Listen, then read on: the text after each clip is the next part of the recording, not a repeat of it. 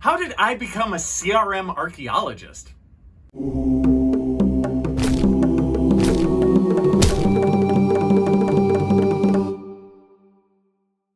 All right, how did I become a CRM archaeologist?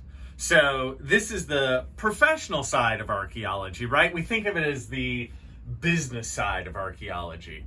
And this is something that I did for about 7 or 8 years of my life. Sometimes off and on, sometimes all the time, 40 hours a week. So I did have a journey in there, and it does map like this. So how did that happen for me? You know, what are some steps that I took that worked out for me? What are some pitfalls that maybe I avoided or fell into? I think when I think back on that time in my life, on that career, I think I could divide it into 4 steps, right? First, how was I able to achieve the success I achieved in CRM? Well, I got a good education and I was very active as a student on getting education in the field aspects of archaeology, on the hands-on skills in archaeology. You guys, that's huge. If you want a career in CRM, you need skills. If you want a career, you need to be able to do the stuff. You know, if you want to be a nurse, you kind of need to know how to draw blood. You know what I'm saying? In archaeology, hey, you need to know how to survey and dig and deal with artifacts in the lab. So I think I would give myself a gold star for that first step because I was a very active student wanting those skills. So I searched them out. And how do you do that? You know, in your university, there's a couple different things to do. First, you're looking for classes that are CRM specific, and they're going to have words like professionalism in them, or even CRM, or cultural resource management, right? But maybe they don't. Actually, in my case, they didn't. At the university I went to, they didn't have classes labeled CRM, but they had plenty of classes labeled field classes. Take those. Okay, I can't say it enough. I do have to say, for my life in CRM, everything I learned in those field classes is what I used. There was very little from classic lecture classes that I took into the CRM field. I'm not saying don't take lecture classes. I'm saying take both. So some of the classes that really helped is there was a Saturday field class at the school where I went. That was great. So we did a little bit of mapping, we did a little bit of excavation. All day on Saturdays, we would go somewhere out in the field to learn the skill set. That was excellent. I pulled a lot from there. Also, as an undergraduate, I would volunteer in professors' labs, right? I would take like independent study credits if I could. 1 unit here, 3 hours a week here, this kind of thing. I did more and more of that as I got to be kind of a junior, senior, you know, in college. Those were great. So I'd work with the professors, I'd work with like the grad students, right? And I was fortunate enough that where I went, there was even an archaeological information center there. And that's huge, you guys. If you have the opportunity to work at an archaeological information center, take it. So what I was doing in these places was a lot of that stuff, barring the field class, was lab work. And it was anything. I would take anything as an undergraduate, as you should too. It's where you pay your dues, man. So it was sorting midden that grad students had collected at their site. It was rebagging and tagging an old collection. I remember doing that at the information center. Rebagging and tagging a collection that was like 30 years old at the time and had been stored horribly. So that was a really great learning experience on how to bag and tag, how to fill out the tags correctly, what works, what doesn't, long-term storage, what types of materials to use in the lab, what type of materials to buy, acid-free boxes, all that kind of stuff. I had a great learning experience in terms of doing those things. What else can I say about that? Yeah, that was really, really formative in a very positive way. So I have my skill set now, feeling pretty good. Oh, I also went on a field school to Belize. You guys have heard me talk about this kind of stuff before. I went to field school for Belize for 3 months, which didn't matter that much in this situation. I'll explain more later. So with my skill set though, now I need to get a job, right? So, okay, how do you get your first job? The short answer, connections, okay? Networking, okay? So I had always been very, again, proactive on that. Now I get embarrassed asking people for a job. It always feels weird for me, but I would have enough gumption to ask people like, hey, do they need anybody else on that crew? That kind of thing, just kind of a little softball in. And many times they were like, no, dude, they're all full, I kept connections with older undergraduate students, like those people who were a year or 2 years ahead of me. They had a plethora of stories from the field and what to do and what not to do, grad students I kept in touch with, and professors too. So all of them. It's not just keeping in touch with your old professors, it's networking with this whole group of people. And honestly, how it ultimately worked out, what's so funny is I can't remember my first CRM gig that well, but I'm pretty sure it was a military base archaeology project. So what had happened was I gingerly asked enough friends and network partners, for jobs. And one of them was finally like, yeah, I think they need a couple people on that crew that starts June 1st or whatever it was. So I got in touch with the company. I believe I called them, and just said, hi, I heard you're looking for a job. Here's, I had my resume ready. Have a resume ready to roll. And they were like, yeah, actually we are. And I set my resume in. What you will learn is CRM Archaeology, as in all of archaeology, man, it is a small world, right? So it behooves you to be professional and kind to just about everyone you meet. So they hired me on. I was like super elated. This was going to be a 10 days on, 4 days off job. Very common in CRM. It wasn't very long. I want to say that I only went to that cycle twice or 3 times. I want to say twice. So it was like 2 10-day stints. And it was a couple hours away where I had to live in a hotel and all that kind of stuff. And I will say, you guys, the first day, I was scared. I was like, oh my God, I don't know if I know enough. I can dig 10 centimeter levels. But sometimes the floors, when I'm done and I sweep them off, sometimes they're a little lumpy. I don't know if I'm good enough. Right? And we all feel that way, and that's fine. It's fine to be open and honest, but a positive person and a person willing to learn. Because I'll tell you this much. For your first CRM gig, you're not going to know enough. But that's okay. It's also, I will say, the stuff you need to learn is not that bad. So after a few days into it, you should kind of get the swing of things and see what you kind of are low in, what you're pretty good in, what you kind of need to learn more, and you kind of learn a bit on the job, and that's fine.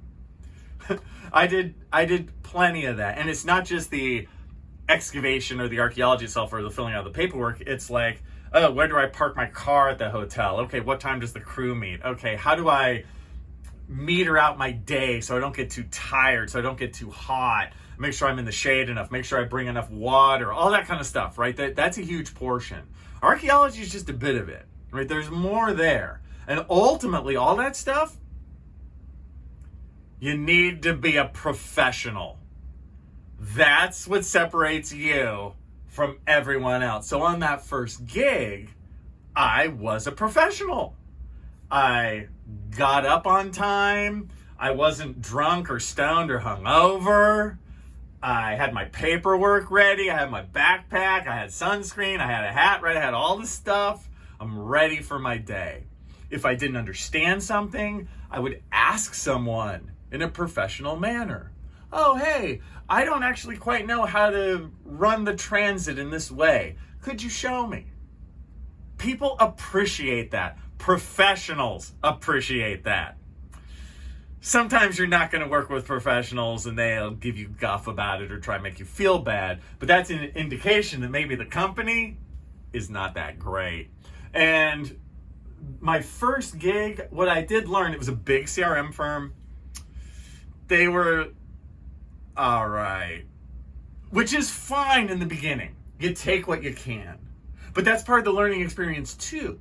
Right? Learning how other CRM firms operate, learning the difference between big CRM firms and little CRM firms. That's a huge one, right? There's a whole kind of career arc that takes you to the big company world versus a whole career arc in the more smaller archaeology company world. And there's pluses and minuses to both. So I'm getting this knowledge, and I'm seeing what the big company's like. I'm seeing what days on the field they're like, and I'm being professional. So then the gig's over. As I said, it wasn't that long, like a month or something. But they kept me on. They had some lab work, and we're getting into the fall. And CRM has times of plenty and times of famine, right? Feast and famine. There tends to be a lot of jobs in the spring to summer, into the fall a little, and then everything shrieks down, right, for the winter break, for kind of your Decembers, Januaries, Februaries, not much. But since I was, say it with me, professional, they asked me to come and work in the lab with them, which I did for a few months. So I was able to get a bit more money. It was great. You know, again, that lab experience was a bit tough. Looking back now, I could see they were working us like too hard, and they could have been more professional, but I was learning. And finally, I remember me and one of my coworkers, me and her, we got kind of laid off, you know, right near the end. But that was fine. That was par for the course. I do not harbor ill will to the CRM firm because they laid me off, because the work was done. And you have to do the same. It's part of being professional. You will get laid off. You will think at certain points you have 3 weeks more of work when it's only 3 days more. And it can be a bummer, and it depends on how the company tells you that or preps you for that. That shows their own professionalism. But when that day comes, you can't be like, oh my God, they laid me off, but I'm so good. I can't believe they laid me off because I'm awesome. It's like, no, it's fine. It's par for the course. So now, this is the third part, right? The first part is your education, like how to get a CRM. The second part for me was like my first gig. And now it's like, how do you stay in? How do you get the second and more gigs? At this point, it's obvious. Professionalism and networking. So now you know more people, and actually when you're on that first excavation, you hear things about other projects. Oh, hey, I hear this other project they're working up by Lake Arrowhead. You know, it's supposed to be a big gig, it's supposed to be a long-term job. Ooh, it's a pipeline, right? You hear stuff like this, and you start to hear things about the other companies too. You know, and a lot of times they have letter, what are those called? Acronyms. They have acronyms. I'm just making this up. You know, like, oh, dude, did you work for AMT? Oh, AMT, man, those guys suck. Oh, but did you work for CRS? Dude, CRS is killer, right? And you start to hear these things, and you hear more and more. And I will tell you, you do start to hear of certain companies that get a lot of positive word of mouth. And you start to hear of certain companies that get a lot of negative word of mouth. So I started to like call that stuff in.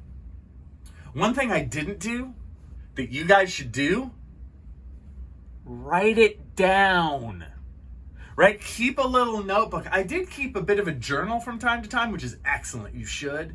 But specifically, heard that AMT is a terrible company, you know, for yourself for later.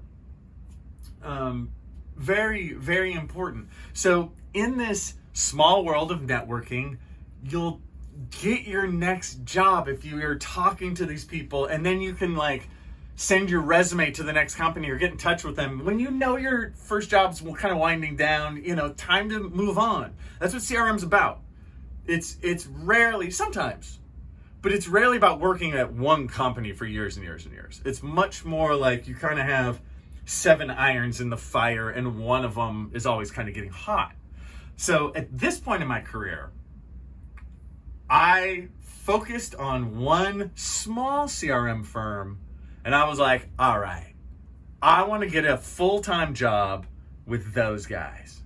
I've heard almost only positive comments, and of course the negative ones you hear were from people who you think aren't that great, which is a backhanded positive comment. You know what I mean? When somebody who's not very good talks about how terrible the other person is, you're kind of like, but that other person's pretty cool. So I'd heard all this positive, and I cold called them.